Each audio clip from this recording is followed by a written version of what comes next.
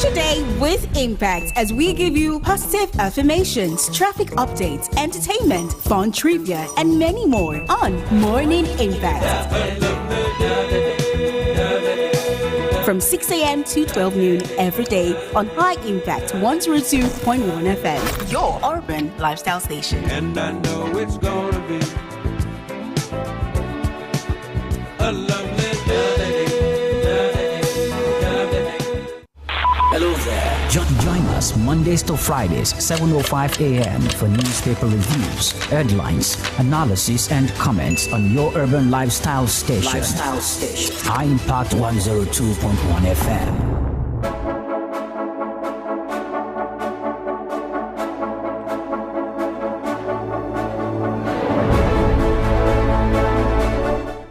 Good morning and welcome to the Morning Impact Show. It's time for our newspaper review for today, Tuesday, 30th day of June in the year 2026. And of course, it's the very last day of the 6th month of the year. I'm very excited. My month is over. Oh my God.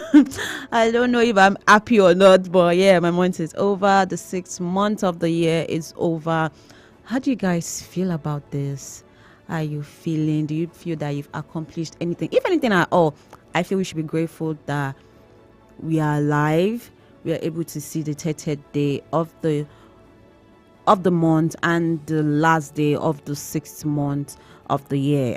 There are a lot of things there that I'm sure some people have regrets. They have, because there are New Year resolutions. Some might not have accomplished any part of it. But then, being grateful that we are alive should be like number one thing. But I cannot tell you what to be grateful for. But I'm just advising that in case you feel that you have not accomplished anything, you are alive. That is a lot. So they say that time waits for no one. And today reminds us that just how quickly the first half of the 2026 has gone.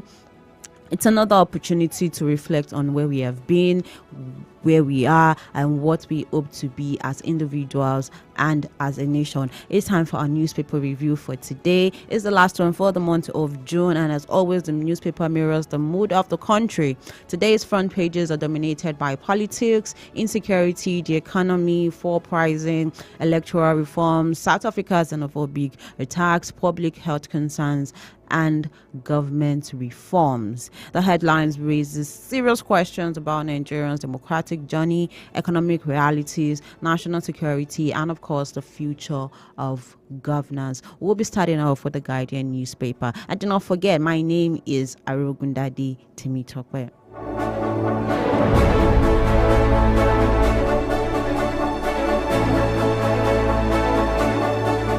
Major headline on the Guardian newspaper this morning says post-primaries row in APC as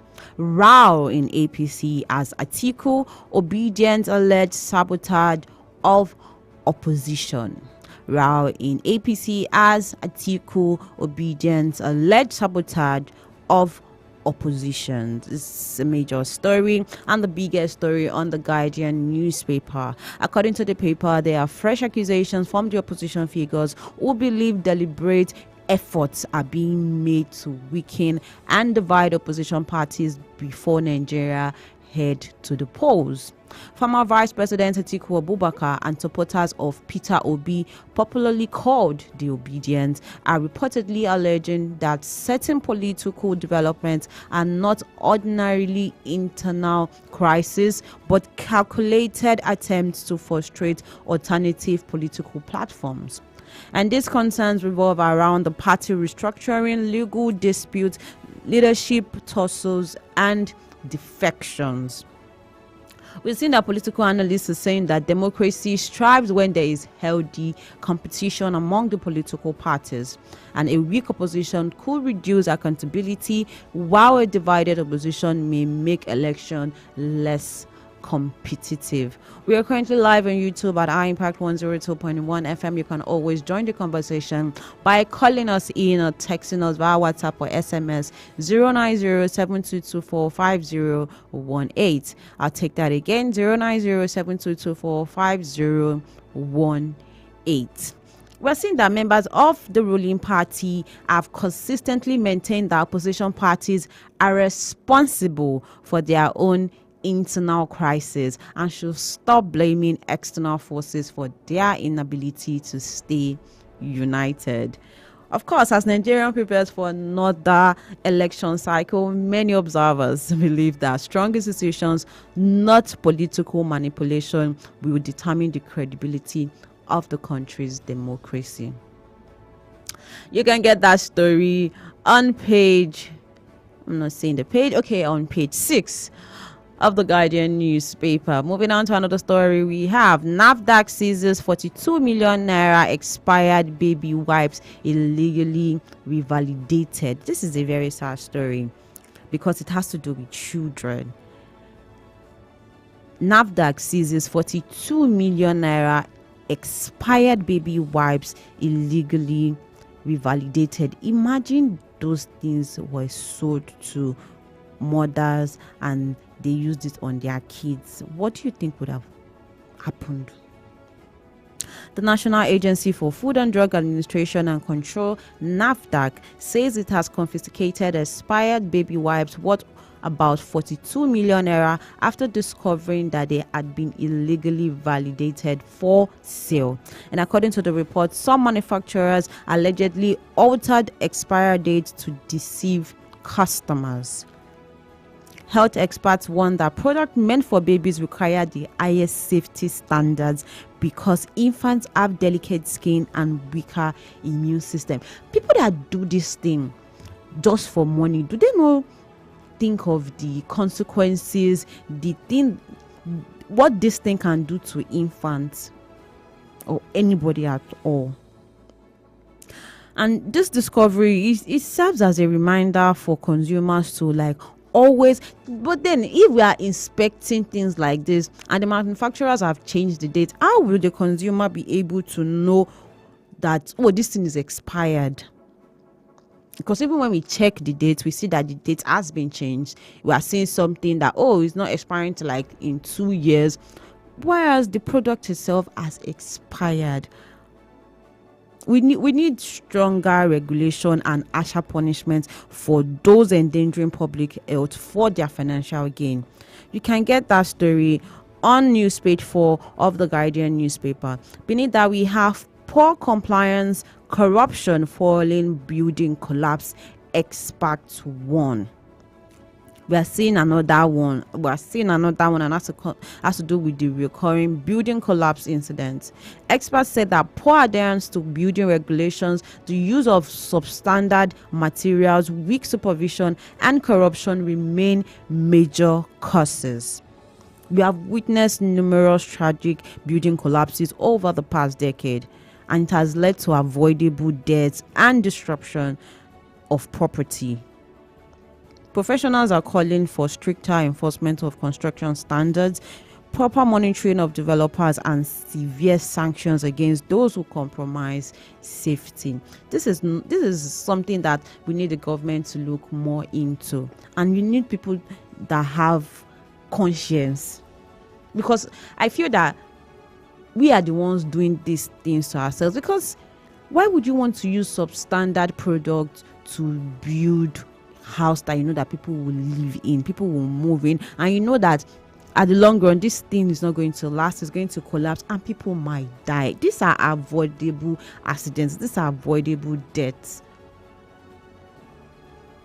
Poor compliance, corruption, falling building collapse, experts warn. And that is on news page 5 of the Guardian newspaper. Moving on, we have June 30, foreigners stranded on edge as anti-immigrant protests rock South Africa. We are seeing another xenophobic issue again in South Africa, and the June 30th deadline that they gave, we're seeing that foreigners stranded on edge as anti-immigrant protests rock South Africa, and that is on news page 6 of the Guardian newspaper. Moving on, we have inflation. Health meal costs Nigerians more as daily diets eats 1,589 naira. And that is on business page 15 of the Guardian newspaper. Right beneath the nameplates, we have 2 die in Borno forest, saving 10 adopted NECO candidates. 2 die in Borno forest, saving 10 adopted NECO candidates, and that is on news page 3 of the Guardian newspaper. Beside that, we have federal government warns petrol marketers against profiteering, seeks reduction of prices. I'll take that again. Federal government warns petrol marketers against profiting, seeks reduction of prices, and that is on news page 3 of the Guardian newspaper. And the last story we're taking this morning on the Guardian newspaper says FEC overhauls NYSC after 53 years. Agency to be civilian led. I'm not in support of this story.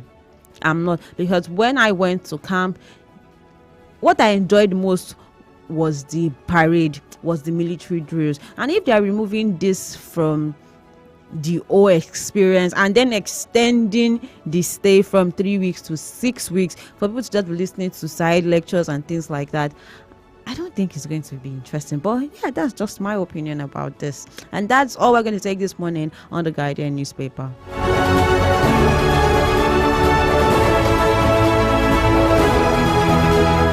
Moving on to the Daily Trust newspaper. Major headline on the Daily Trust newspaper says Borno school attack. Teacher killed, students adopted, 10 rescued. It still has to do with the insecurity. Teacher killed. I don't think that a child went to school that day to get killed. Imagine what the family will be going through. Students adopted, 10 rescued. You can get that story on pages 3, 4, and 5 of the Daily Trust newspaper. 2 siblings die as boat capsizes in rivers. It's a very sad story. 2 siblings die as boat capsizes in rivers, and you can get that story on page 24 of the Daily Trust newspaper. Beneath that, we have police officer, 2 others arrested for allegedly raping 13-year-old.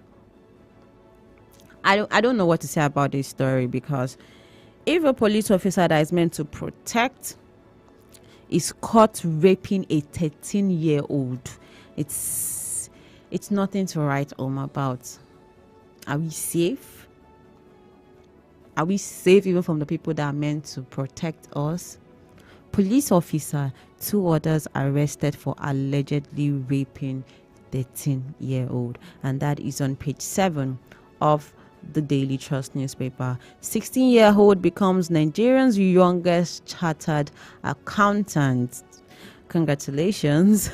16-year-old becomes Nigeria's youngest chartered accountant. That person must be very intelligent, and that is on page 8 of the Daily Trust newspaper. Moving on to another story, we have access codes to parties. Why fate of NDC unclear. You should grab a copy of the Daily Trust newspaper and go to page 8 to get more on that story. Right beneath the nameplate, we have reduced petrol prices. Government tells marketers, because we've seen a drop in the barrel. I think barrel is about $76 or $78 per barrel, and the prices are not reducing. Now we're saying that the government is telling them that reduce the price, reduce it, make life a little comfortable for the people. And that story is on page 18 of the Daily Trust newspaper. Civilian to head NYSC as federal government reform scheme.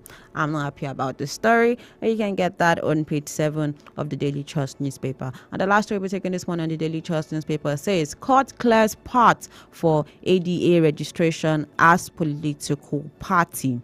Court clears path for ADA registration as political party, and that is on page 11 of the Daily Trust newspaper. Before we move on to the remaining 2 papers, we'll be going on a quick break, and when we are back, we'll be able to analyze the remaining 2 papers. And of course, like I said, the phone lines are open for you to call us in. Let us hear your take on these issues. Let us hear your take on things that are affecting you.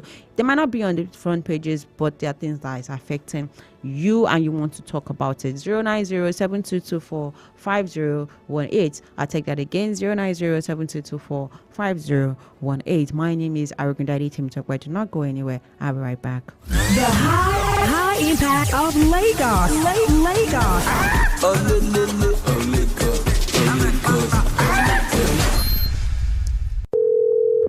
Hey, how you doing?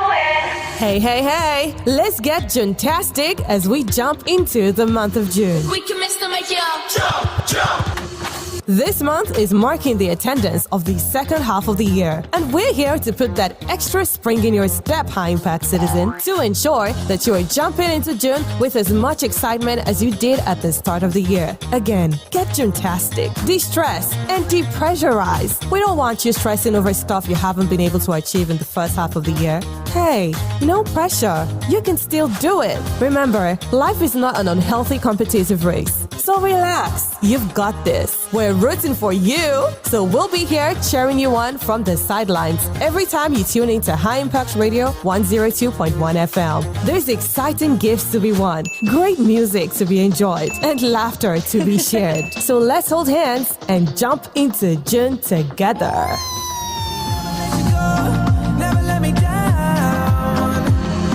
Hey, High Impact. Hi, how may I help you? Okay, so I'm just wondering, is there any organ in my body that can actually regrow?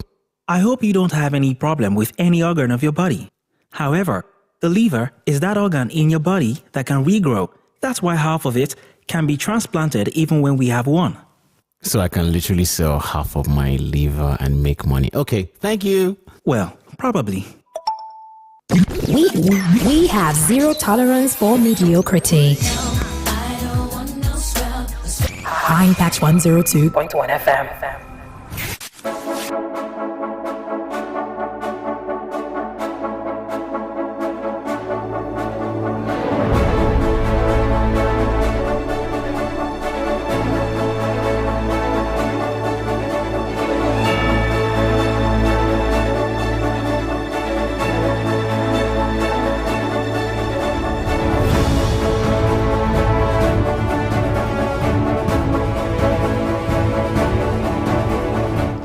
Welcome back. You're still listening to High Impact 102.1 FM, and we are currently reviewing the front pages on the dailies this morning. We've gone through the Daily Trust and the Guardian newspaper in the first half of the show. For the second half, we'll be going through the Vanguard and the Punch newspaper. And my name is Aragundade Timi. We're starting off with the Vanguard newspaper.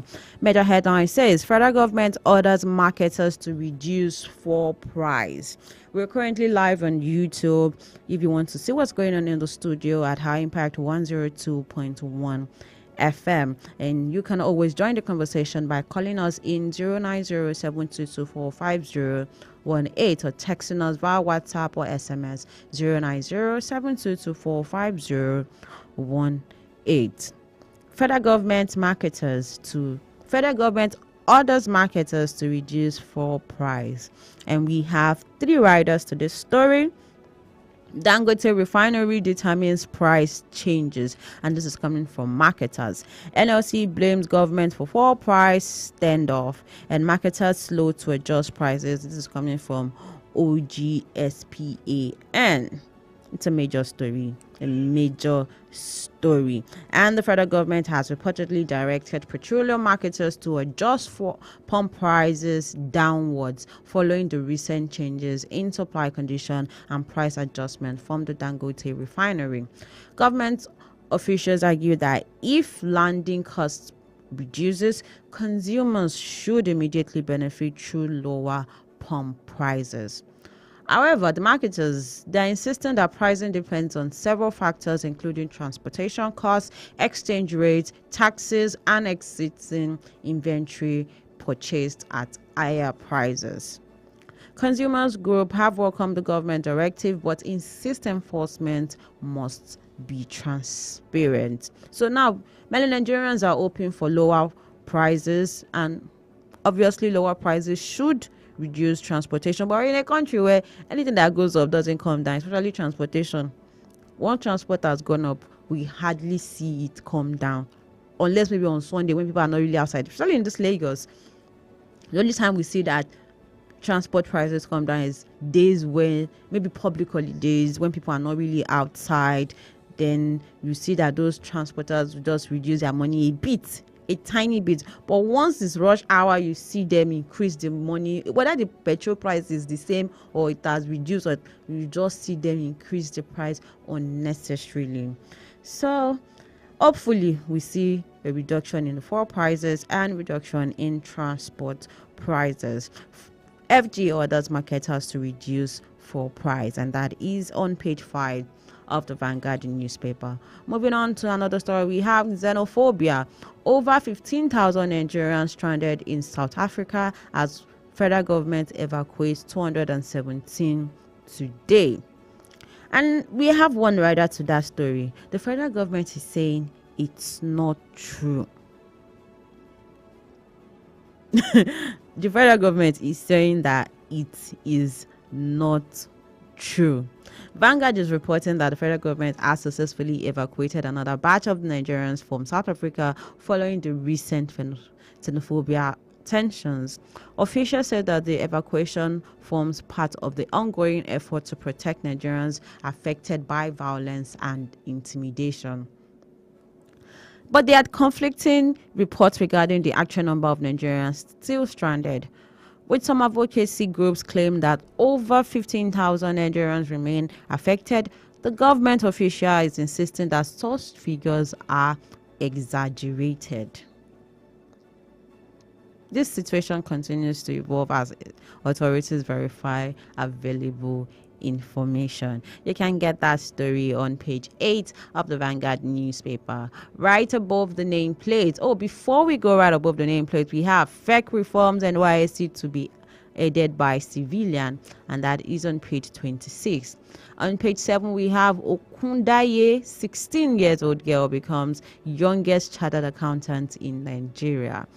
Moving on to another story, right above the nameplate, we have NDIC now covers 98.9% bank deposits, and this is coming from the MD, and that is on page 20.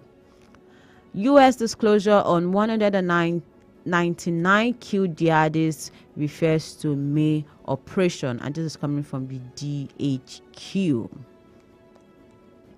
If you want to get that story, you should pick a copy of the Vanguard newspaper and get more on that. Moving on to another story, we have terrorists invade Borno school, kidnap students writing NECO, kill teacher, and soldiers rescue 10. It's a very sad story. We saw this story also on the Guardian newspaper and the Daily Trust newspaper, I guess. Terrorists invade Borno school, kidnap students writing WAEC, kill teacher, soldiers rescue 10. And that is on page 8 of the Vanguard newspaper. There's a pictorial representation of the rescued students in Borno. Very young people, very young children. And that's all we're going to take this morning on the Vanguard newspaper.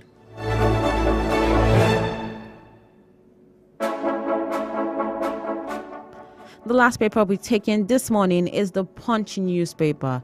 2027 candidates, fresh crisis eats parties as INEC portal opens. And we have one rider to the story. Wike, Turaki, PDP fractions disagree over INEC portal access.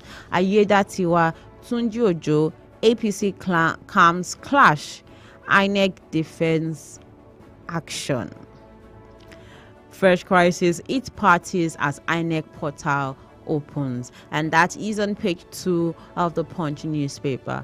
Moving on, we have Lagos tops Nigerians HIV burden as infections eat 102,025 people. Lagos tops Nigerians HIV burden as infections eat 102,025 people. This is a lot. It is a lot, and I hope people are keeping themselves safe as much as they can. Please, let's practice safe sex. Let's try to protect ourselves. We're seeing the numbers going up, and that story you can get on page 18 of the Punch newspaper. Beneath that, we have blackout. Banks, firms sinks 401 billion naira into alternative power in 3 months. Banks, firm sinks 401 billion naira into alternative power in 3 months, and that is on page 26 of the Punch newspaper. FEC cancels NYSC Patronat Parade, extends orientation to 6 weeks, and that is on page 27. On page 5, we have motorist stabs LASMA officer during enforcement. Motorist stabs LASMA officer during enforcement. People should be safe out there. Let's try to protect ourselves. Once you see that you're having like an argument with someone and you see that person is overly aggressive, let's try to distance ourselves from people like that. Motorist stops LASMA officer during enforcement, and that, like I said, is on page 5. On page 24 of the Punch newspaper, we have federal government approved 3.94 trillion naira for roads, vessels, and others. Federal government approved 3.9 trillion naira for roads, vessels, and others. Right above the nameplate, we have deregistration crisis. NDC files appeal, moves to serve INEC. Deregistration crisis. NDC files appeal, moves to serve INEC, and that is on page 18 of the Punch newspaper. Beside that, we have NDLEA arms operative with AK-47s to battle drug cartels. NDLEA arms operative with AK-47s to battle drug cartels.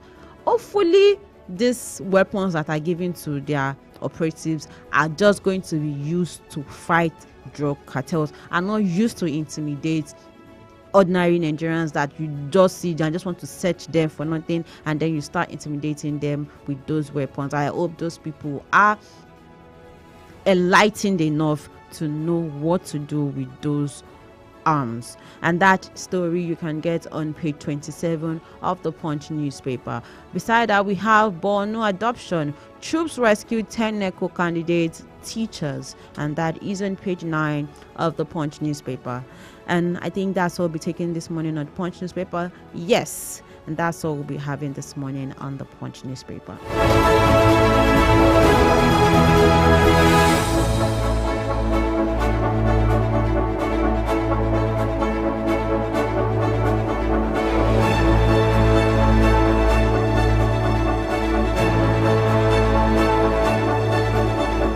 From the papers, we'll see that there's quite a lot that Nigeria is actually facing.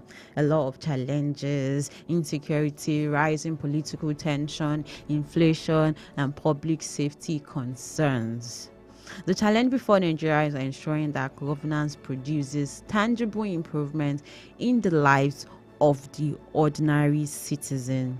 Security must remain a priority. Affordable living must become reality. Institutions should remain independent, and politics should never overshadow national development. And as we come to the end of the month of June, perhaps the biggest questions Nigerians should ask is, has our country moved forward in ways that ordinary people can truly feel?